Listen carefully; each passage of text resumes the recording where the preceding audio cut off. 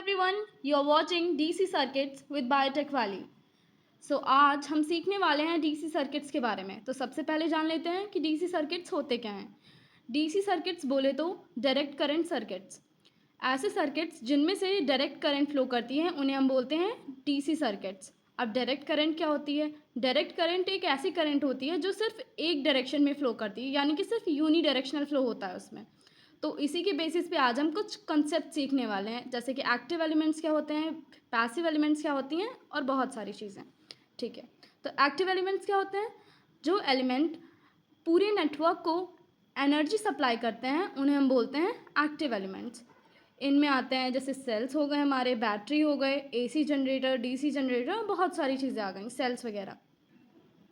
Now passive elements, ऐसे elements जिनकी energy जो है या तो फिर वो कंज्यूम हो जाती है या तो फिर वो इरिवर्सिबली जो होती है रिमूव करी जा सकती है सिस्टम से, यानी कि डिसिपेट हो सकती है, या तो वो जो है एनर्जी वो स्टोर कर सकते हैं। ऐसे एलिमेंट्स को हम लोग बोलते हैं पैसिव एलिमेंट्स। इसमें हमारी चीज़ें आती हैं रेजिस्टर, कैपेसिटर, इंडक्टर और बहुत सारी चीज़ें। Now unilateral elements, the elements whose property or characteristic change with the direction of its operation, यानी कि ऐसे एलिमेंट्स जिनमें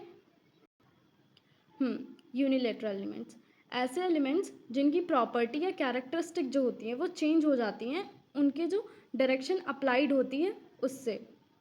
इसमें एग्जाम्पल आ सकता है हमारा डायोड, जैसे कि ये हमारा हमने बना रखा है एक पीएन जंक्शन डायोड। ठीक है, अगर यहाँ पे हम पी साइड पे पॉजिटिव टर्मिनल अप्लाई करेंगे तभी हमारा ये जो डायोड है ये काम करेगा, अदरवाइज ये हमारा डायोड काम नहीं करेगा, यानी कि ऑफ पोजीशन में रहेगा। अब बारी आती है बायलेटरल एलिमेंट्स के।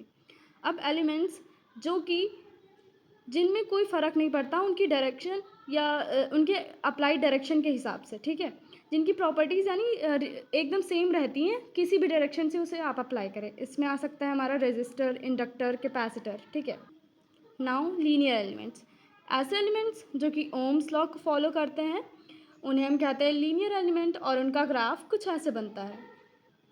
नॉन लीनियर एलिमेंट्स, जो ऐसे एलिमेंट्स जो कि ओम्स लॉ को फॉलो नहीं करते हैं, यानी कि जिनका वी आई कैरेक्टरिस्टिक जो होता है वो एक स्ट्रेट लाइन नहीं होती है, उन्हें हम कहते हैं नॉन लीनियर एलिमेंट्स। इनमें आते हैं डायोड, ट्रांजिस्टर एट्सेट्रा।